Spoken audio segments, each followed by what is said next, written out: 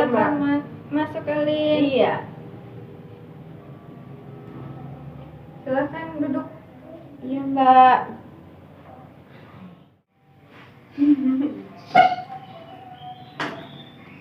Apa kabarnya Alin hari ini? Alhamdulillah sehat, Mbak. Dari mana tadi? Dari rumah. Naik apa tadi ke sini? Tadi diantar sama ayah. Oh, kehujanan nggak? Kayaknya iya deh, Mbak. Tadi agak basah nih. Iya, soalnya Gerimis. kan cuacanya lagi kurang ini ya. Kayak nggak nentu ya, Mbak. Suka tiba-tiba hujan, ya kan? Kayaknya lagi kurang sehat juga nih. Iya nih, pilek, Mbak. Bindang suaranya. Iya, lagi kayak gini harus bisa jaga kesehatan. Jangan tidurnya harus teratur, makannya harus yang sehat ya. Iya, Mbak. Iya, Lin.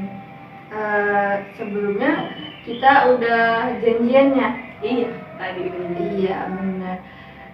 Pertemuan sebelumnya kan kita udah melakukan konseling yang pertama ya. Sekarang pertemuan selanjutnya. Ya, sebelumnya Alin silahkan isi dulu formulir sama ininya ya. Oh iya.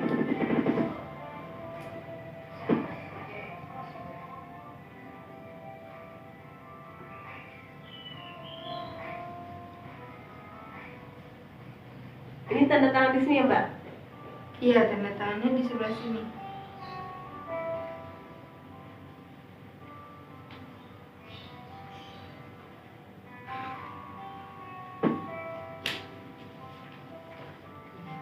Oke. Disimpan dulu ya. Iya.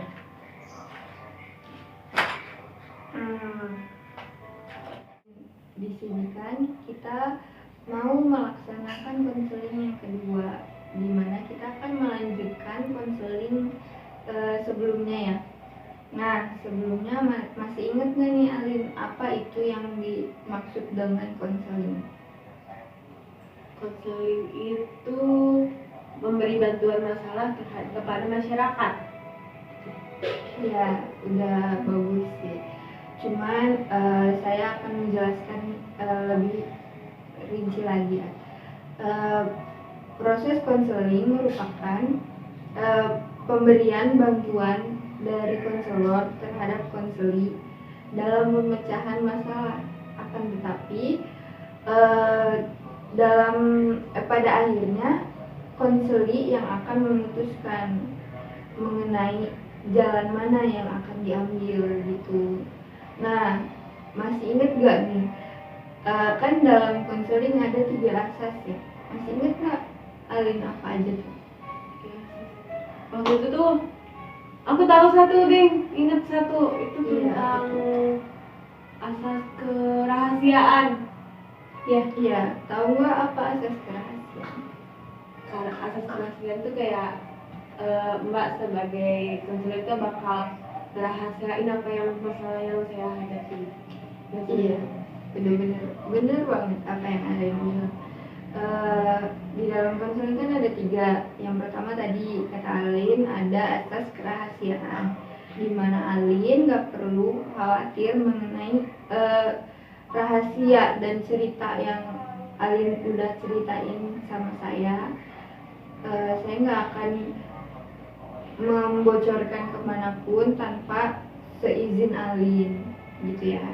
Yang kedua ada asas keterbukaan, di mana Alin di sini bercerita harus menceritakan tanpa harus terbuka, tanpa ada yang ditutup-tutupi gitu ya.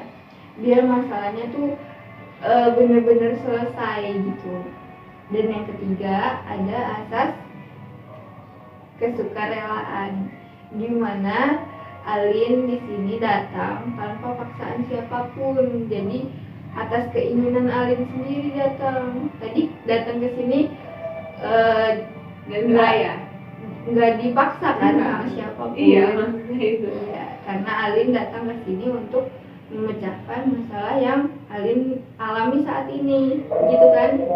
Gimana nih Alin dari konseling sebelumnya?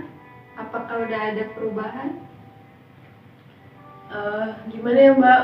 Aku belum merasa perubahan sih, masih sering begadang gitu Mbak. Masih kecanduan lah Mbak gitu. Gimana ya Mbak? Aku bingung kok. Di konseling sebelumnya saya memberikan Alin tugas ya? Oh iya. Salah. Iya, tugas. Bawa nggak tugasnya hari ini? Bawa Mbak. Coba aku lihat.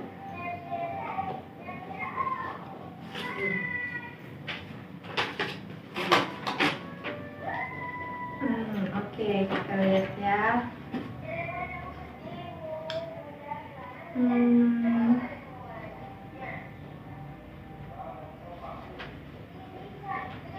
Oke. Masih sering begadang ya gara-gara main game ini. Iya Mbak. Soalnya teman-teman juga kayak gitu Mbak, teman-teman aku. Jadi kayak bikin teman-temannya juga. Teman-teman Alin masih banyak yang suka main game juga. Iya, jadi keikut diajak. Jadi kalau misalkan nggak main game sendiri tuh kayaknya gimana Iya, gitu ya? bener. Kayak ngerasa kayak masa diem aja gitu, teman-teman pada main game, sayangnya pelongo Mbak. Iya sih. Cuman mau tanya nih, waktu bermain gamenya masih sama seperti sebelum konseling atau udah ada sedikit perubahan gitu? Agak sedikit banget Mbak perubahannya. Kayak biasanya tidurnya misalnya ya Mbak, misalnya biasanya tidur jam 3. Nah sekarang udah jam setengah 3. Oke, berkurang setengah jam ya? Iya, lumayan kan Mbak? Iya, lumayan. Iya, sebelumnya Alin tahu nggak sih bahaya dari kecanduan game online ini? Tahu Mbak, jadi kayak lupa waktu, lupa segalanya Mbak, jadi kayak main game aja terus nggak teratur hidupnya. Iya benar, tadi dari satu hal aja nih ya, kayak jadi lupa waktu itu bisa ninggalin banyak hal kan. Berarti Alin kayak misalkan tugasnya jadi terbengkalai, terus sholatnya ketinggalan ya kan, udah gitu nggak bantuin orang tua di rumah. Suka itu gak berantem sama orang tua gara-gara Alin main game terus? Nggak berantem sih Mbak, cuma dimarahin aja. Pasti bilangnya kayak kamu nih main HP aja gitu tuh. Begitu, paling cuma gitu doang sih, nggak sampai berantem. Cuma mungkin gedek dalam hati. Iya, marah kan berarti kalau misalkan ada orang yang marah kan berarti perilaku Alin ini ada yang kurang benar gitu kan ya, ada yang sadar Mbak, saya masuk gitu. Iya.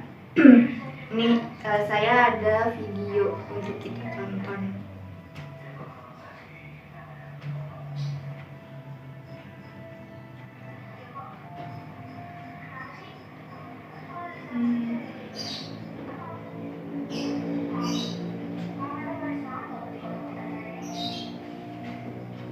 Welcome to Mobile Legends.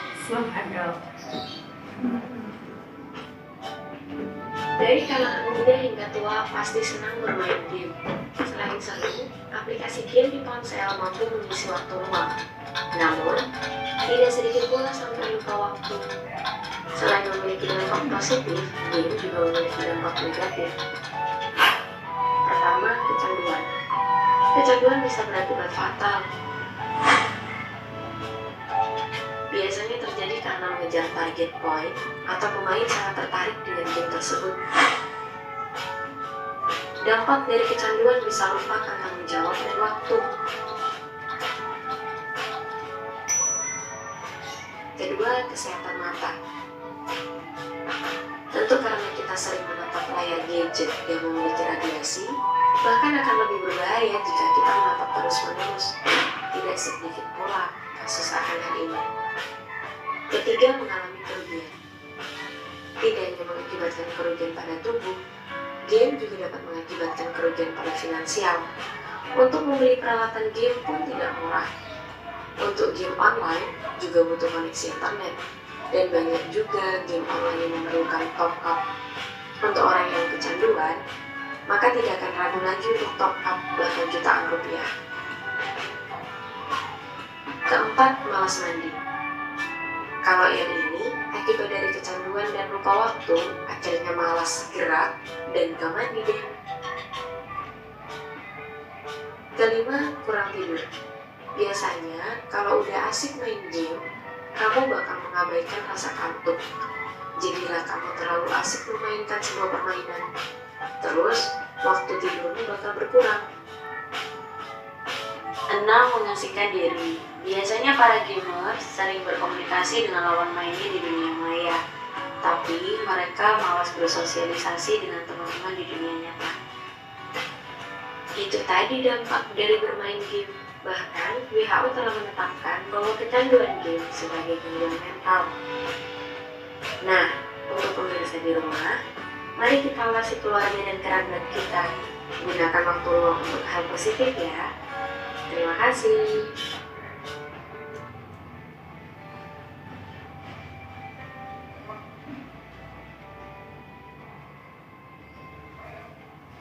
Nah, tadi kan udah nonton tuh ya kita. Menurut Alin gimana tuh tentang video tadi? Iya mbak, itu sebenarnya game itu kan ada positifnya, tapi kalau udah kecanduan itu emang benar ya mbak ya, banyak banget kerugiannya. Dari yang pertama, kurang tidur, ngabisin duit untuk beli kuota. Iya. Ya itu bener banget. Terus kadang tergiur tuh apa namanya, mau beli top up baju-bajunya tuh. Kadang aku kan main PUBG tuh mbak, kan ada baju-bajunya kan lucu-lucu tuh. Oh, itu sampai top up. Terus apa lagi ya? Kerusakan mata. Iya, tapi alhamdulillah belum mbak. Jangan sampai dong. Iya, jangan. Kan kalau matanya rusak. Iya mbak. Iya. Tadi kan kita udah nonton itu, terus Alin juga udah tahu mengenai bahaya dari kecanduan game online ini. Alin orang tua kan beliin Alin HP, gadget buat Alin belajar ya kan, fasilitas Alin buat kuliah kayak gitu, dan dibeliin kuota kayak gitu kan. Tapi Alin bilang tadi Alin sampai top up buat main game itu ya kan, buat beli baju-baju itu, baju-baju di game. Berarti kan udah banyak banget nih kerugian atau uang yang udah dihabiskan buat main game. Terus apakah Alin masih mau main game sepanjang hari? Sebenarnya nggak mau mbak, cuman gimana ya, kayak game tuh kayak pengen ngajak aja tuh gamenya padahal kayak. Iya sih, emang sedikit sulit ya untuk merubah kebiasaan yang tadinya kurang baik seperti suka main game kayak gitu. Mungkin bisa digunakan untuk waktunya lebih bermanfaat seperti membaca buku kayak gitu ya. Ngantuk mbak baca buku mah. Ya mungkin belum terbiasa. Iya sih. Nah, kita udah di penghujung konseling nih. Perasaan Alin gimana setelah melakukan proses konseling ini? Perasaannya sih lebih baik ya mbak, jadi kayak bisa mikir yang lebih, oh iya ini nih gak baik banget gitu tuh, gak baik banget, banyak banget negatif yang kecanduan game ini gitu. Iya, berarti kesimpulannya Alin udah tahu ya kalau misalkan kecanduan game yang sekarang lagi Alin alamin ini kurang bagus buat diri Alin sendiri itu, dan bisa mempengaruhi banyak hal ya kan. Alin juga udah ngambil keputusan yang baik sih untuk mencoba meninggalkan, mengurangi kebiasaan buruk kalian main game. Mungkin bisa juga dikurangin dulu tuh durasi main gamenya, mungkin agak sulit kan kalau misalkan tiba-tiba harus uninstall gitu. Iya, Kayak benar. ngerasa ada yang hilang. Nah gitu, ngisi waktunya kan bisa seperti yang tadi udah saya jelaskan, bisa juga jalan-jalan sama temen ya kan, traveling lebih fresh, melihat pemandangan, bisa ke pantai ya kan. Iya sih Mbak. Iya gitu. Eh, Terima kasih Alin sudah mau datang ke sini untuk mengikuti konseling. Semoga keputusan yang Alin buat ini baik untuk Alin ke depannya, dan semoga berhasil untuk berubah ya kan. Ya, sebelumnya ini saya ada hadiah buat Alin. Apa nih Mbak? Hadiah karena Alin udah membuat keputusan yang baik ya. Aduh gak enak Mbak. Gak apa-apa, ini ambil. Makasih ya Mbak. Iya. Mbak Cemilan. Iya, biar nggak kapok kan ya. Iya. Nanti kalau misalkan ada apa-apa mungkin bisa cerita sama saya gitu ya. Iya Mbak. Iya, terima kasih Alin. Makasih juga Mbak. Sudah kesini. Makasih udah nyaranin banyak hal ke saya. Semoga aja saya bisa jadi lebih baik, pokoknya lebih lah karena konseling ini banyak. Ya udah. Kalau gitu ini abis ini mau kemana? Niatnya ya Mbak, saya mau main sih, mau main sama temen. Main sama teman-temannya. Kan udah disarankan sama Oh Mbak. iya, main jalan-jalan ya, jangan Iya, main game main aja. game. Ya udah. Makasih loh Mbak Iya. ini. Lihat ya di jalan Iya. Alin. Iya. Saya masukin. Iya.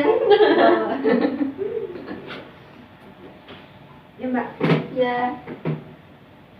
Hati-hati di jalan, Lin. Iya, assalamualaikum Mbak. Waalaikumsalam.